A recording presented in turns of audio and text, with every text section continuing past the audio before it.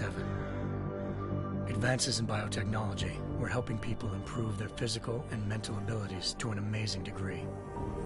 Provided, of course, they had enough money. A new breed of people was emerging, half human, half machine. And in Detroit, at least, not everyone was happy to see it. I'd just landed a job as head of security at Sarif Industries, a cutting-edge biotech firm. David Sarif himself handpicked me for the job, said he needed me to keep his people safe. My ex, Megan Reed, was one of them. Brilliant neuroscientist, Megan had found a way to make augmentation safe and affordable for everyone. All she had to do was present her research to Congress. But the night before her big meeting, my security measures failed. A team of Black Op mercenaries stormed into Sarif headquarters, massacring everyone in sight. 3 of the mercs were heavily augmented walking tanks. Their mission? Take out Megan and her team. I tried to stop them, but their leader tossed me through a plate glass wall. Last thing I heard as his bullets slammed into my brain was Megan's dying scream. I should have died with her. Only I didn't. High-end military-grade enhancements saved my life. The best augmentation Sarif's money could buy. It took me half a year to get a feel for her. Should have taken longer. But 6 months into my recovery, Sarif Industries was attacked again. This time, by a radical group of pro-human purists. Violent, militant, and fanatically opposed to human augmentation. They claimed to be members of Humanity Front, a non-profit organization that wanted the UN to limit biotechnology research. The thugs broke into Sarif's factory and found machinists working overtime on a top-secret military augment called the Typhoon. Sarif sent me to retrieve it, and when I did, I found one of the so-called purists next to it, wired with cerebral implants, trying to download its classified specs. Obviously, something more was going on. The AUG killed himself before I could question him. Sarif ordered me to dig deeper, so with the help of Frank Pritchard, Sarif's head of cybersecurity, I did. Turns out a second hacker had been controlling the AUG's actions from somewhere off-site. Pritchard and I tracked his signal to a secret FEMA internment camp in Detroit. The Black Op mercenaries were there. The same mercs who'd left me for dead 6 months before. Figured they'd try again when they saw me. Wasn't so easy for them this time. I took out the tank named Barrett, even got him to give me a new lead. A penthouse apartment in China. Of course, we both knew it would be a trap in the end.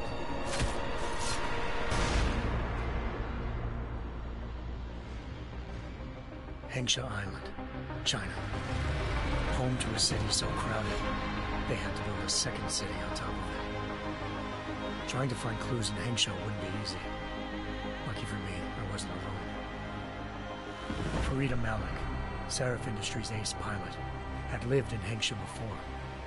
A good person to have on your side. She knew enough about the place to get me around.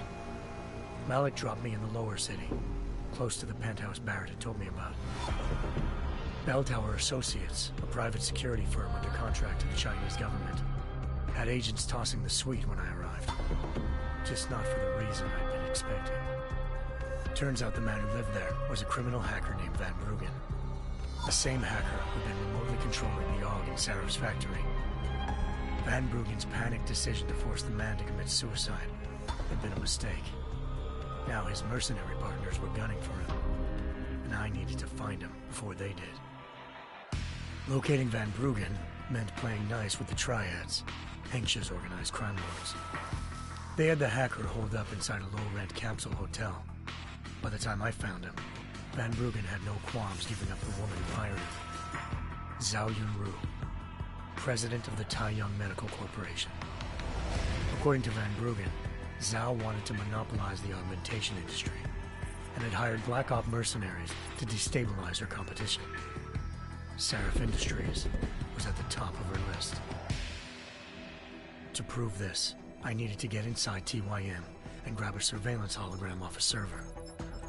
I suspected Van Bruggen was hiding something when he told me this, but nothing could have prepared me for what I saw. Megan wasn't dead. She and her 4 best researchers had been kidnapped, spirited away somewhere while their kidnappers made it look like they were dead. Desperate to learn more, I confronted Zhao in her penthouse. She claimed to be a pawn in a bigger plan, and hinted at a group so powerful it controlled global interests at a whim. Then she slipped into a panic room and hit the alarm, forcing me to make a very quick exit. I figured Zhao was lying, but part of her confession made sense. David Sarif had been worried about his people. So worried, he'd required all of them to have subdermal locator devices surgically implanted. The GPOs would have been broadcasting the day of the attack. But Zhao said a single call to Picus, the world's leader in global 24-hour satellite news, had turned those signals off. I needed to fly to Picus headquarters in Montreal if I wanted to learn more.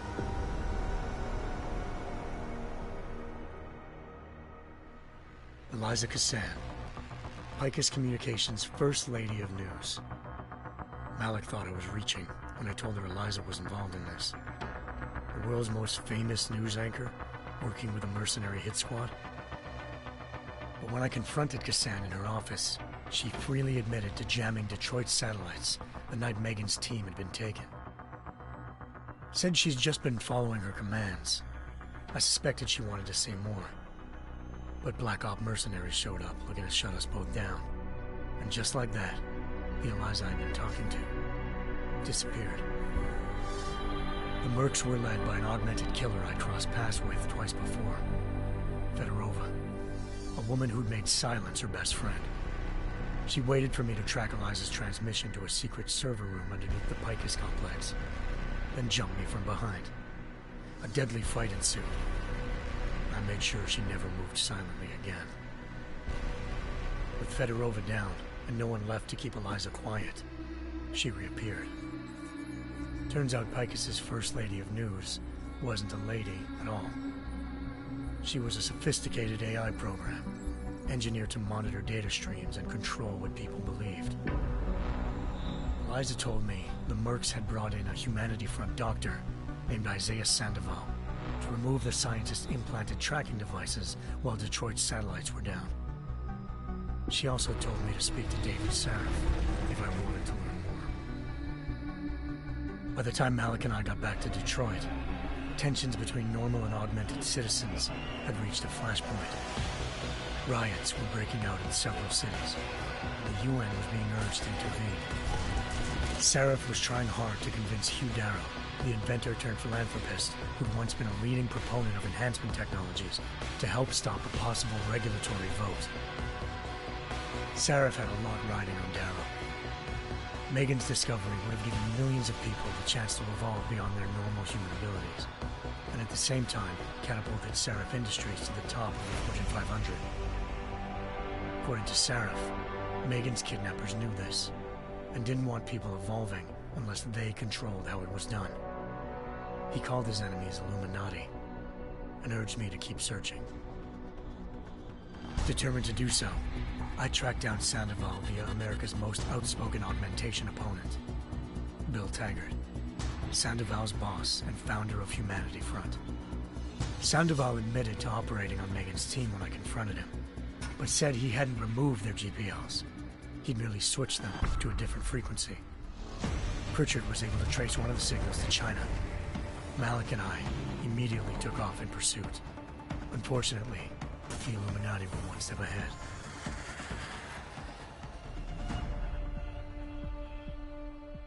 M shot out of the sky by Bell Tower Associates seconds after entering Hengsha's airspace. Malik's piloting skills saved me. After a tense and bitter struggle, I escaped into Lower Hengsha. The tracking signal I was following led straight to the Triads, or more specifically, to the augmented arm of Tong Si-hung, leader of a gang of augmentation harvesters. Tong said they'd taken the arm off a corpse, which Bell Tower had left at their door, meaning at least one of Sarif's scientists was dead. Maybe not the rest of them, though. Tong pointed me to a port used for human trafficking and helped me slip aboard a bell tower ship. It was sailing to Rifleman Bank Station, a military base in the South China Sea. Bell Tower was holding kidnapped civilians as prisoners there, and using them to perfect the Hyron Project, a human-computer interface that left most of its test subjects dead. My search for Megan would have ended then, if not for a mysterious ally named Quinn. In exchange for my help exposing Bell Tower, he slipped me aboard a second ship headed to Singapore, and an Illuminati-run biotech facility called Omega Ranch. 3 of Seraph's scientists were there, forced by their captors to create a technology capable of remotely shutting down augmented abilities. Thanks to an emergency recall notice issued by the World Health Organization, millions of people all over the world already had the biochip installed. With the help of the scientists, I tracked Megan to a private section of the ranch. There, I ran into Yaron Namir, the walking tank who'd put a bullet in my brain the first time we met. He'd teamed up with Zhao and was hoping to catch me off guard. Their little ambush didn't work. I found Megan in a suite belonging to Hugh Darrow, the billionaire philanthropist who'd Seraph had called on for help. Darrow had convinced her to go along with the biochip plan by promising to sabotage the tech. As she was explaining this, Darrow appeared in a global broadcast, telling the world that augmentations would be the death of mankind. Then he activated the biochips to prove his point. All over the world, augmented people flew into a killing frenzy. Darrow had betrayed everyone, and it was up to me to set things right. To do it, I had to reach Panchaea, a massive installation in the Arctic Ocean. As I raced through corridors built by an all-augmented workforce, I saw death and destruction firsthand. By the time I shut down Darrow's broadcast, I knew the damage he'd done. Still, humanity's future remained unclear. How would the world react to this sabotage? Would people ever regain their faith in augmentations again? What would be the Illuminati's next move? Only time could give us the answers.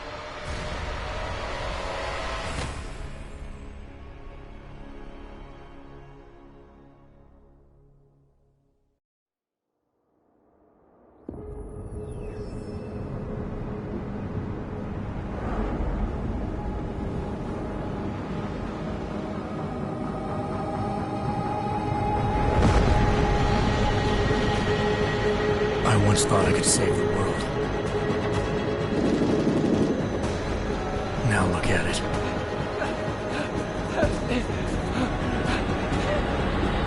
In yet another augmented terror attack, 251 passengers aboard Sister Airlines Flight 451 were killed when an augmented passenger broke into the plane's cockpit and ruthlessly butchered its flight crew.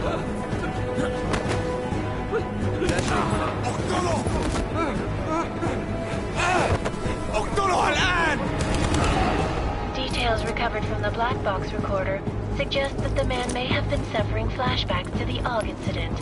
That horrible day 2 years ago when augmented people all over the world flew into a psychotic killing spree, causing the greatest loss of life in recent history. Sometimes you just have to let go and embrace what you've become. Not gonna go all wonky on us now, Hansa, are ya? Well, if I do, McCready, I guarantee you'll never see it coming. Agent Jensen, am I gonna have a problem with you? No, sir. No reason to assume you would. Good, because you are the only augmented operative on this team, and I intend to make good use of you. Listen up, all of you. We got a sandstorm barreling down our ass and we can't afford to make mistakes. We're going after this man, an arms dealer named Shepard. He's ex-Bell Tower, one of the Special Forces commanders who disappeared during the incident. And he's come out of hiding? That cannot be good. It's not. He's selling weapons and military-grade augments to terrorists. This is Aran Singh, the undercover agent who lured Shepard out of his hole. best UC Interpol's got. For 3 years he's worked hard to get in tight with the Jinn, an Iraqi smuggling cartel that's infected the Eastern Hemisphere like a plague. Last week, our arms dealer sent a message to the Jinn, offering to sell them a shitload of black market merchandise dirt cheap. They told Singh to handle the buy. They're not gonna like it when Interpol disrupts their party. Singh's cover really that good? It is right now. We need to keep it that way. This is where the deal's going down. A half-finished high-rise hotel that's been abandoned ever since the incident. It's not a pretty picture inside. Let me guess. Most of the laborers were augmented with heavy-duty industrial rigs. So when the incident hit, and they all went schizo, things got gruesome real fast. And no one, except for some homeless junkies, have been inside the place ever since. So what's the plan, Director? Singh's meeting Shepard on the ground floor, inside the hotel's main atrium. He sent the bulk of his Jinn crew to the penthouse levels to secure a vantage point. I want McCready's team to take up positions overlooking the atrium and make the arrest. Jensen, you're going in solo from the roof. My objectives? Keep the Jinn from joining the party. As far as we can tell, only one route connects the atrium to the penthouse level, a halfway decent elevator shaft. Here. I want you to block access to it. Fine. Just cut me loose. Do you plan on relying solely on your augments for this one? I'd recommend taking a little hardware, just to be sure.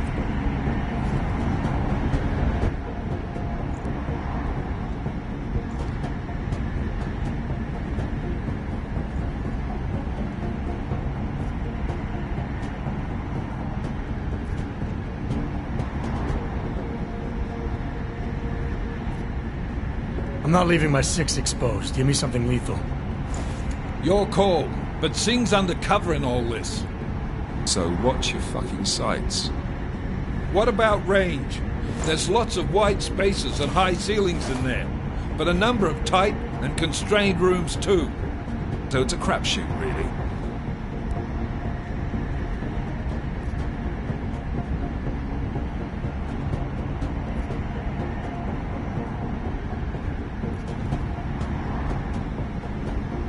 Well, I'm not looking to play dice with anyone in there. Give me something with distance. Your call. Less chance of being seen and compromising Singh that way. One last thing, Jensen. Singh said the Jinn are using some sort of portable Wi-Fi device to boost communications. He's got a better chance of maintaining cover if you disable it. I'll keep an eye out for it. But aren't we on the clock here? You said there's a sandstorm moving in. There is, and we got the intel on this mission at the very last minute. So we're scrambling a little. If it comes to it, your number one priority is keeping the Jinn out of that atrium. Copy that. Time to put away your happy thoughts, gentlemen. We're approaching the target building. You're up first, Jensen. Let's do this. Task Force action. This is Knife Leader. Engage Hush drives and descend to Angels 1-5.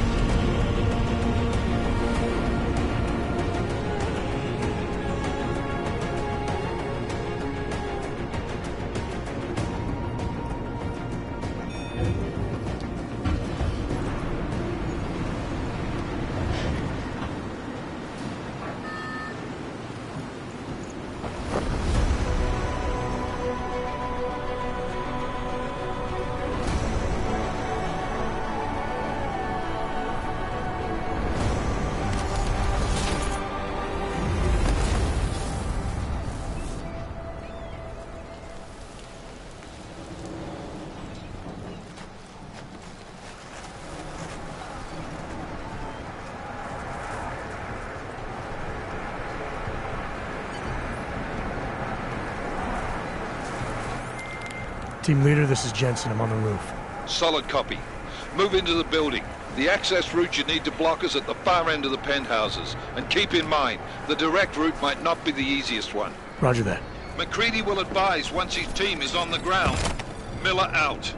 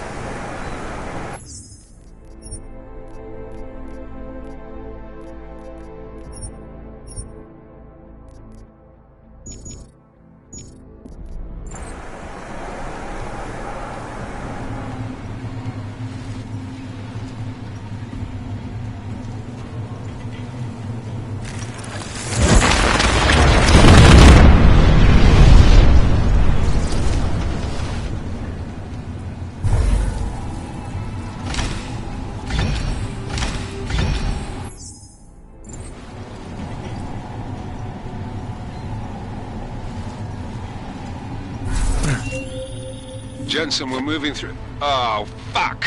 What's wrong? The Jinn have got a few Jennies up and running. Gonna have to hack keypads. Should enjoy it, McCready. They have colors and shapes. Just remember, red means bad. Fuck you.